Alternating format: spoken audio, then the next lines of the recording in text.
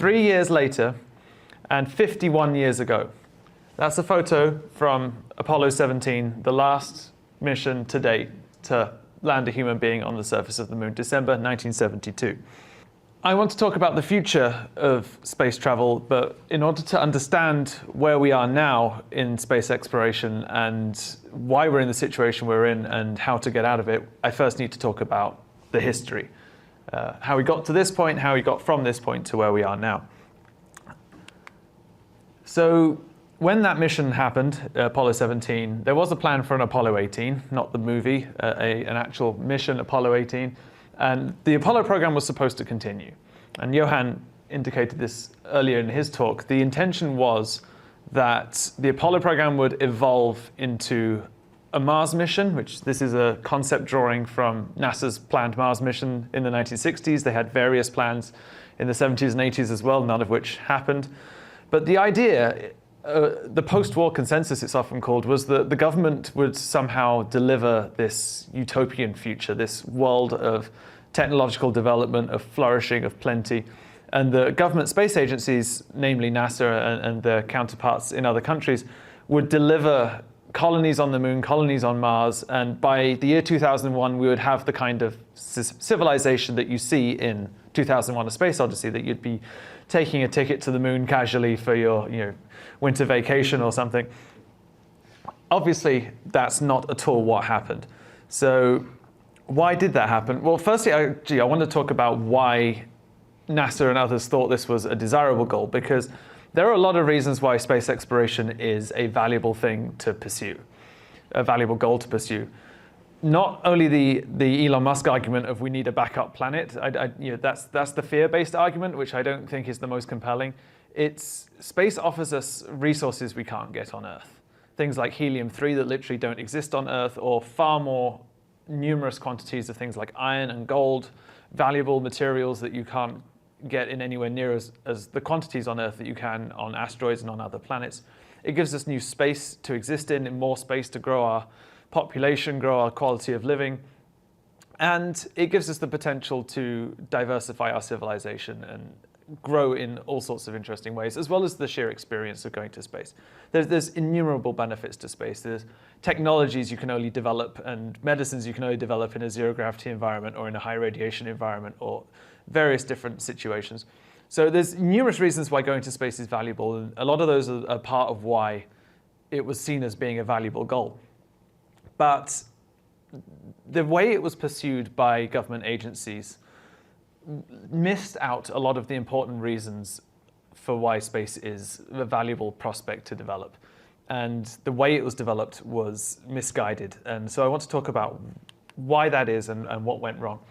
So this is a timeline of milestones in space exploration. And the thing you might notice here is that the first 5 of these squares describe what's known as the space race, the period from the first satellite in 1957 to the first moon landing in 1969.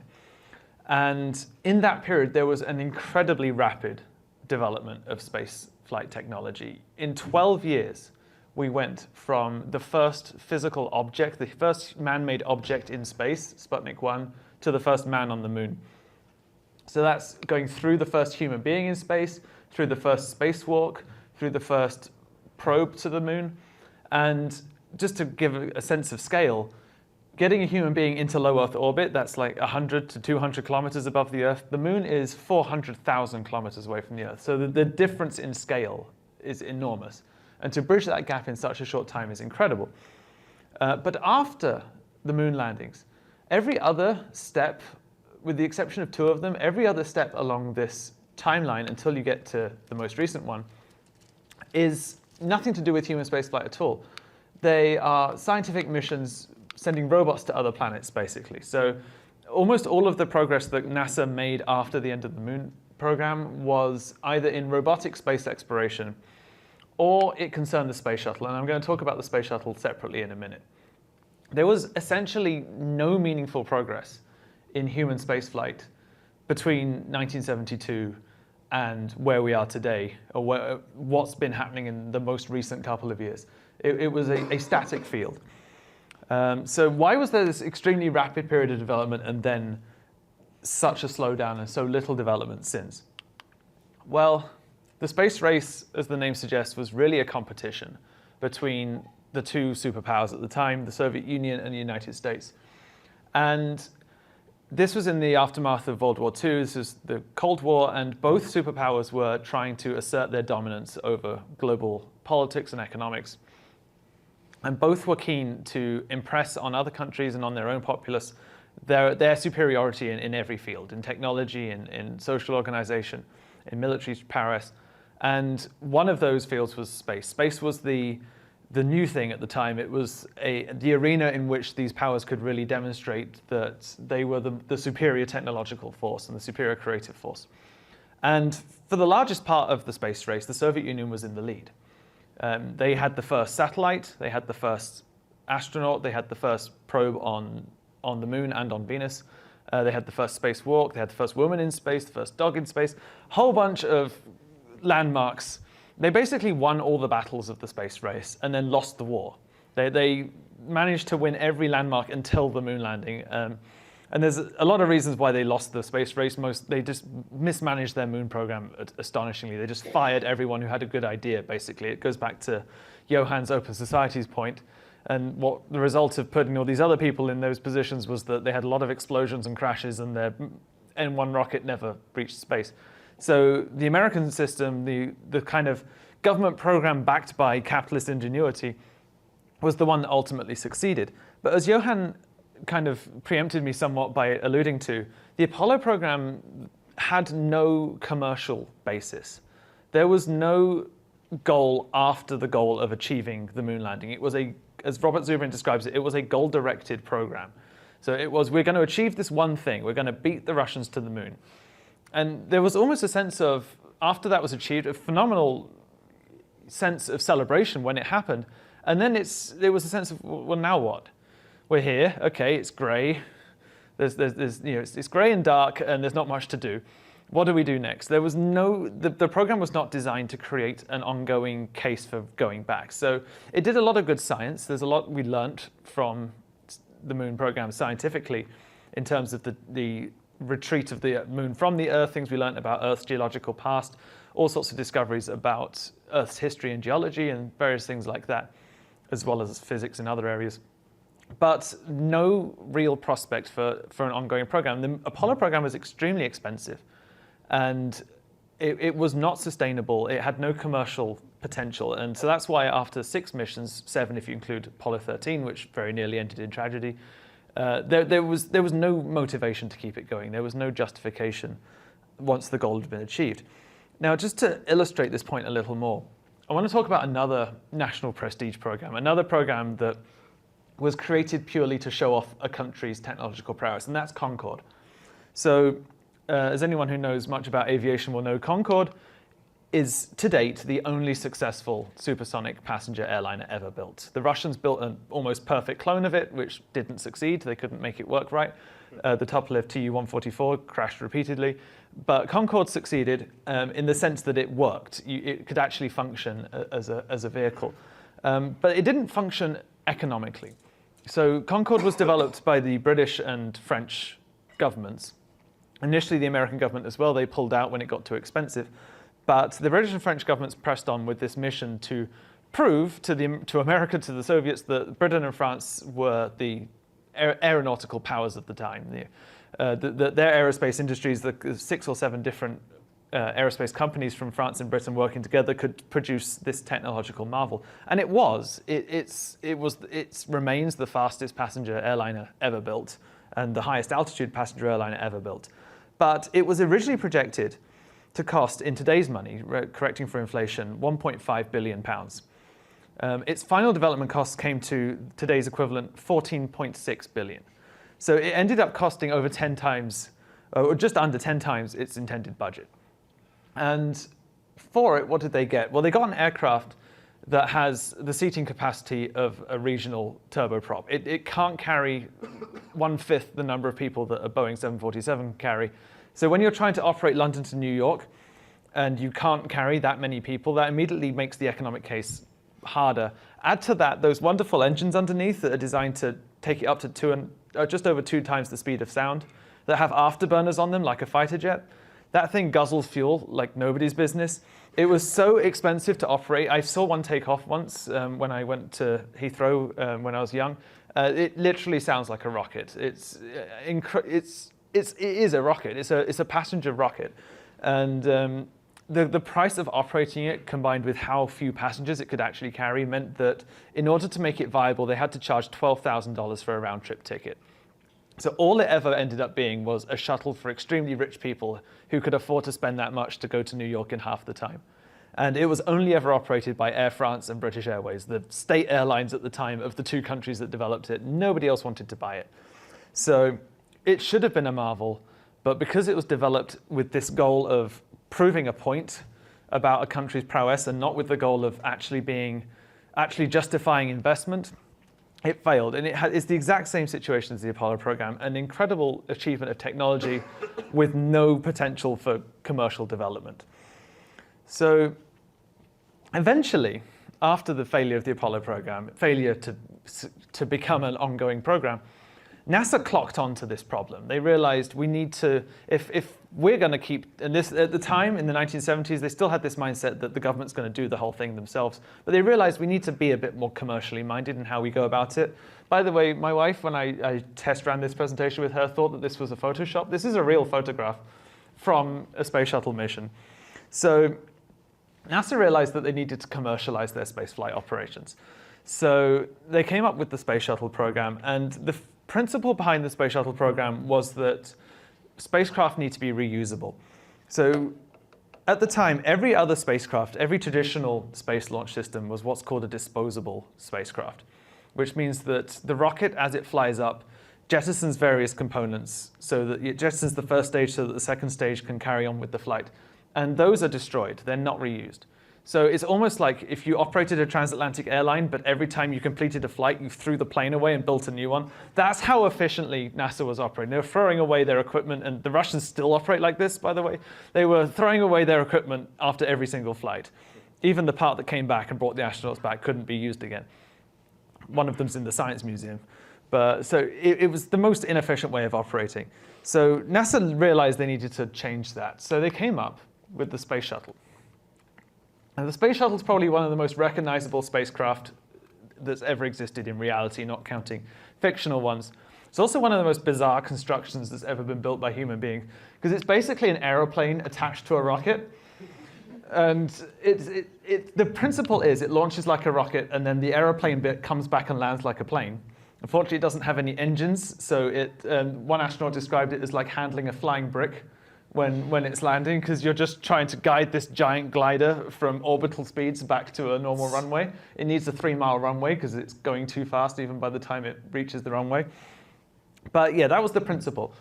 And NASA's concept was to make it reusable. So the plane part, as I just said, comes back, lands on a traditional airport runway and gets reused. Those white boosters at the side also get reused. They parachute into the ocean after 2 minutes of flight. That red tank in the middle doesn't, though. So it's a partially reusable. It's not fully reusable. But NASA's concept was even that would make as much of an economic saving as possible to mean that the shuttle, with its huge cargo compartment in the middle here, could be used to ferry people and cargo on a commercial basis to and from low Earth orbit. Now, they immediately ran into trouble. So it was, again, converting the numbers to 2023 prices, it was supposed to cost $57 billion. And that was for a program that would deliver 50 flights a year. So the intention was they would launch this 50 times a year over a period of about 15 years. Very quickly, that was modified to today's equivalent of $72 billion for 15 flights a year. Sorry, 12 flights a year over 15 years. So the price went up almost immediately. The number of flights came down. One of the reasons for that is that even though they reuse these components, they had to be completely refurbished. So the underbelly of the plane part is covered in these heat-resistant tiles. They all burnt during the re-entry. They all had to be replaced. The boosters had to be refurbished. So very quickly, the efficiency started to disappear. But that's before the economic element of government programs got in the way. And the fun thing is that NASA contracted companies to build this, but NASA had unlimited money effectively. All they had to do was go to the Senate and convince the Senate to fund it for, well, not the Senate, but Congress to fund it for another year or another funding cycle. And then they went to private companies and said, can you build this thing for us? And in the interest of saving the government money, the government passed a law that said, okay, private companies, Lockheed Martin and all those sorts of companies, you can only do 5 or 10% profit on government commissions because you shouldn't be, you realize that we can just steal money and spend it on things. So you've clocked onto this untapped resource of government funding. So you can't charge inordinate profits. You have to charge a reasonable profit margin. So companies went, okay, then we'll make the whole development process as expensive as possible so that that 10% is as big as it can be. And that's what's called cost plus contractor funding.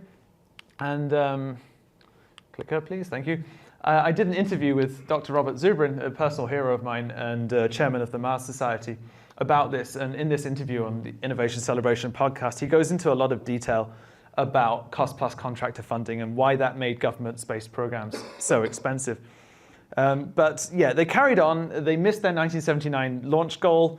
1981, eventually, Columbia launched for the first time. 25 flights later, you had the Challenger disaster. 7 people died. The program was paused for 2 years. Long story short, eventually across the entire shuttle program, it only ever flew 135 times. 2 of those ended in disaster. It ended up costing the equivalent of $262 billion to operate. And the intention when it was produced was to get around $1,400, so $1,400 per payload price.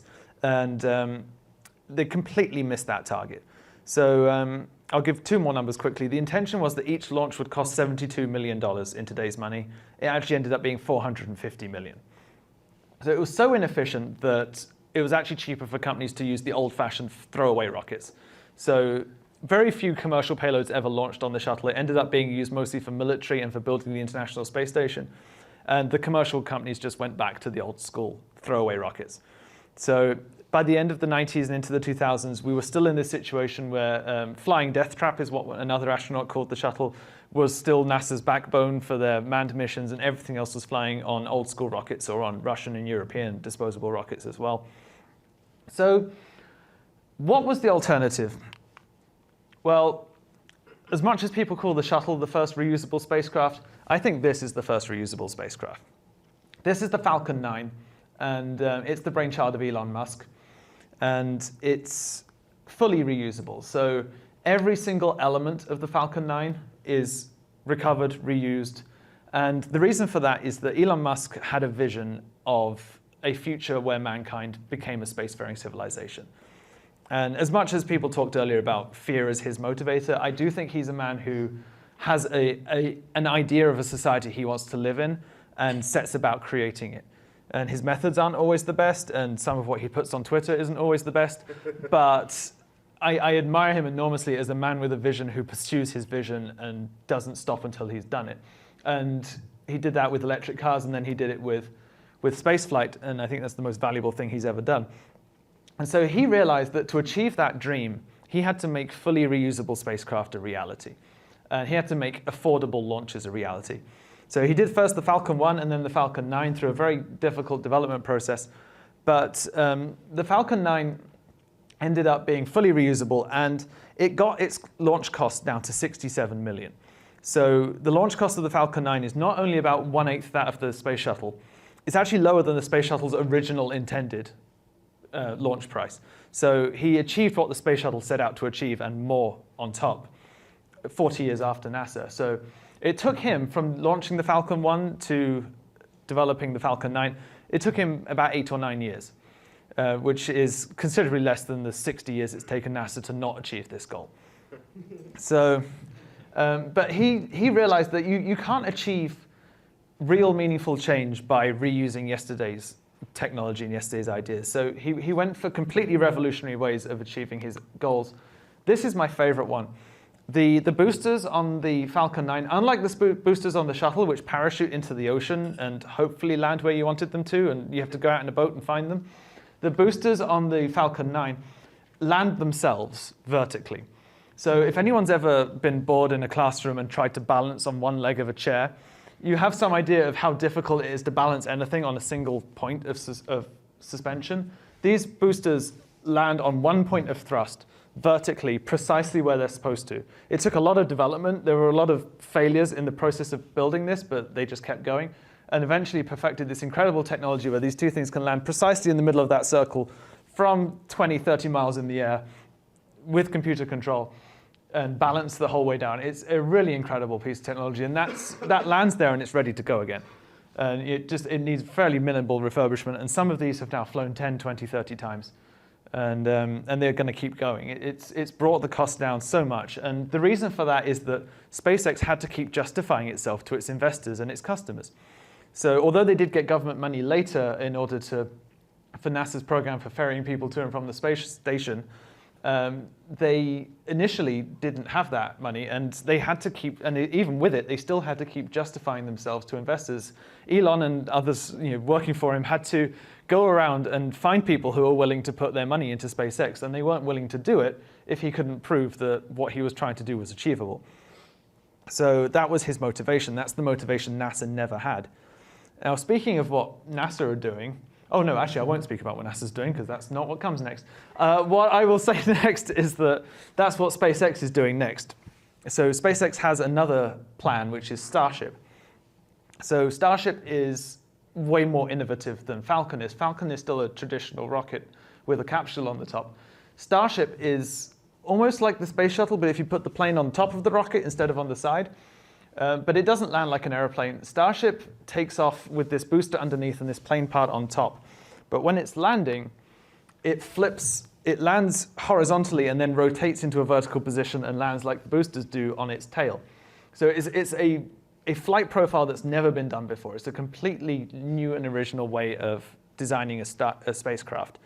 And it's designed to be as efficient as possible whilst also being capable of reaching the moon and Mars, which is Elon Musk's ultimate goal, is reusable, efficient, affordable travel to and from the moon and Mars. And his goal there is a $2 million launch price, $2 million launch price, which would be phenomenally affordable. And he would have been laughed out of the room 10 years ago for saying that, but with what Falcon's achieved with launch prices, it's seeming a lot more believable. If he achieves 10 times that price, it will be a phenomenal saving over anything that's existed until now. So that's what SpaceX is developing at the moment to go to the moon and to Mars. Meanwhile, NASA has its sights on going back to the moon, and they plan to go in this. That is Artemis, and to anyone with a keen eye, you'll recognize the space shuttle boosters and the space shuttle external tank with an Apollo capsule stuck to the top. So this is 1960s, basically, capsule on top of a 1970s launch system. NASA's thinking there being, we can save money too, and we'll save money by reusing what we already have and not inventing anything new. Only it doesn't work like that. Artemis's launch price is going to be $4 billion per launch. So Artemis is going to be more expensive than the shuttle to operate because it has to go a lot further out into space and they don't know how to be efficient. And one of my favorite things with the shuttle and with Artemis is that these boosters are solid rocket boosters. So they use solid fuel, unlike the Falcon engines, which use liquid fuel. And the thing with liquid fuel is a liquid fuel rocket can be throttled back and throttled up again like a jet engine. So you can slow down, speed up, change the level of power. Solid rocket boosters are essentially giant fireworks. You light them and that's it. They're lit. And they stay lit until they're out of fuel. So you're stuck. Once that was actually one of the problems with the Challenger disaster, is that you can't, if they spring a leak and something goes wrong, then they're just going to keep firing. They have to be detonated remotely if they go off course. So these things are unsafe. They just shouldn't be used by anyone who knows what they're doing. But they're NASA's favorite thing. And part of the reason is that NASA exists in a large part to justify its own investment. They have a large pressure group, basically, of employees and contractors that depend on them for jobs and for funding. And they need to justify the people who maintained the shuttle and developed and built the shuttle still having jobs and still getting money. And they go to Congress every year and say, we're going to create X many jobs in Florida and X many jobs in Texas. And give us money so that we can keep your constituents happy, basically. So that's why you end up with this Franken rocket of,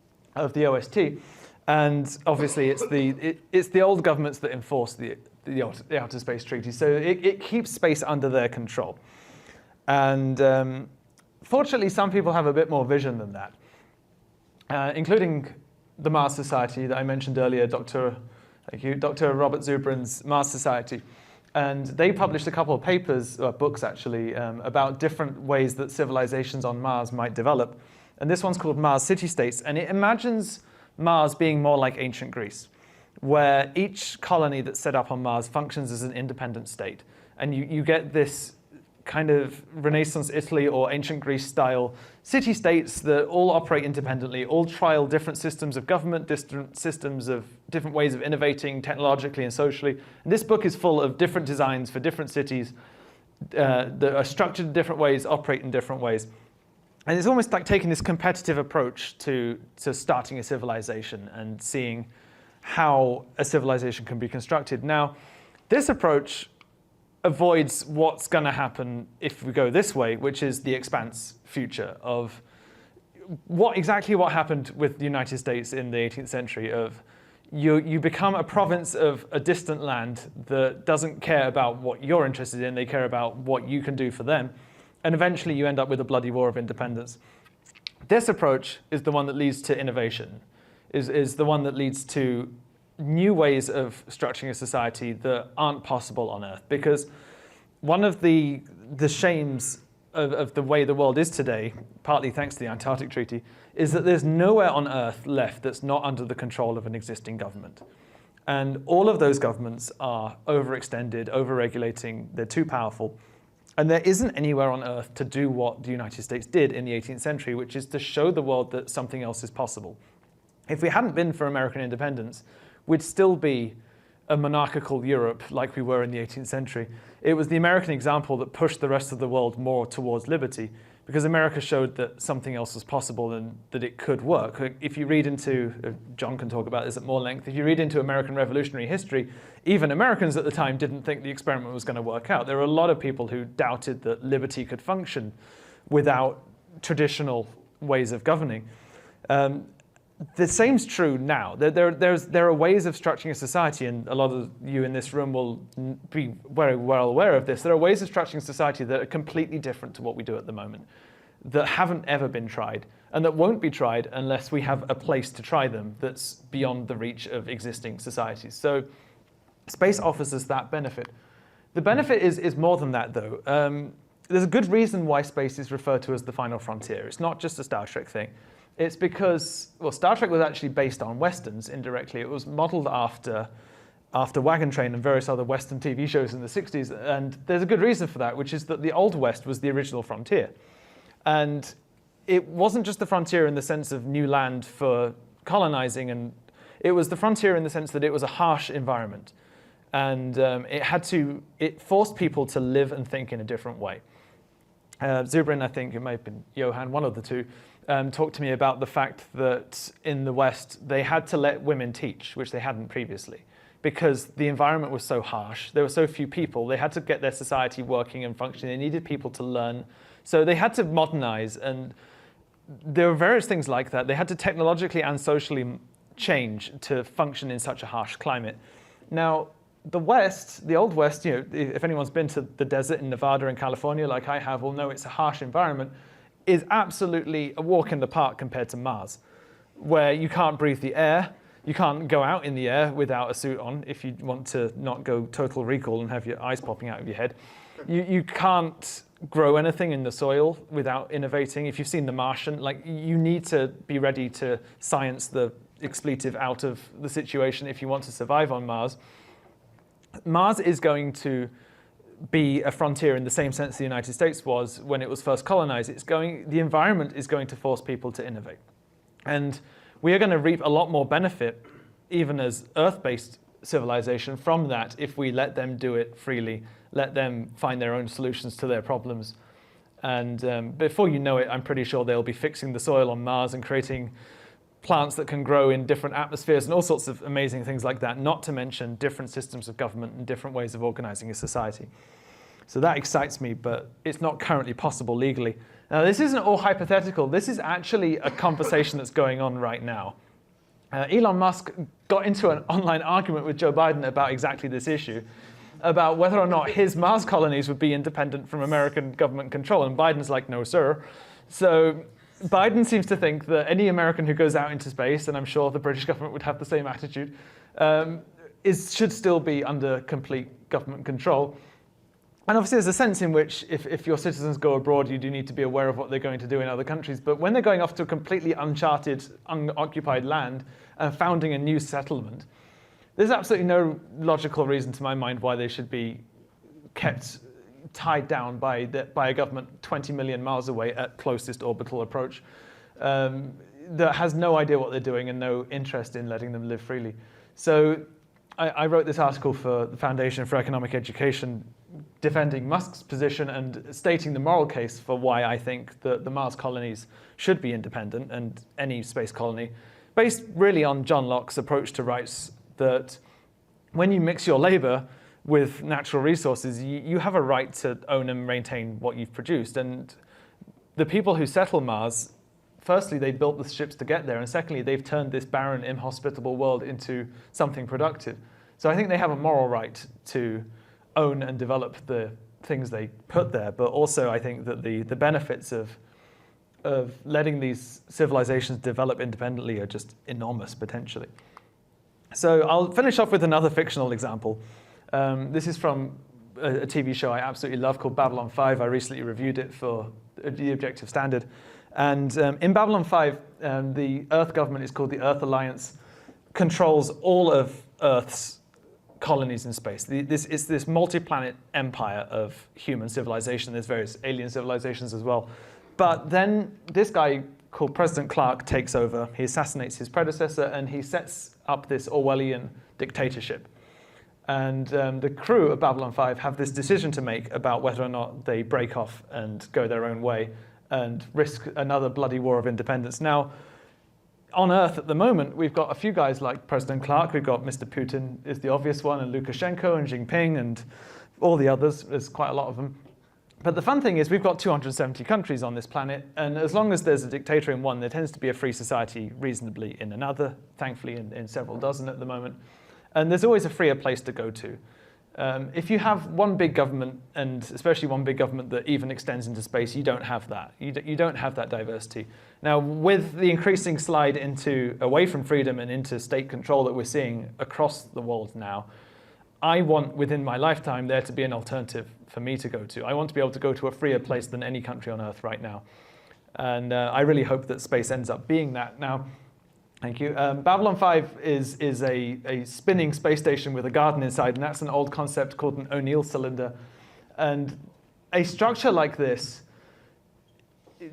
shows you that space colonization doesn't just need to be cities on Mars in this inhospitable environment. We could build Earth-like environments in orbital habitats. We could build, if anyone's familiar with the concept of seasteading, I like to modify that to space steading. I think there's a real potential which moves you more away from the countries that might object to you if you try and do seasteading. If you try and set up a city in the middle of the ocean, I think the existing governments would take exception to it. Doing it in space out of their control has the potential to set up this kind of amazing world where we really could implement freedom thoroughly. And I dream of a future where humanity has hundreds of these things spread throughout the solar system, and that we can take Earth-like living and set up free societies in not just on other planets, but on our own artificial settlements as well. So hopefully one day, a settlement like this can be the example to the rest of the world that America was to the rest of the world in the 18th and 19th centuries, and become a new engine of creation, of innovation, and an exemplar of freedom, and a proof to the world of what freedom can achieve. So thank you for that.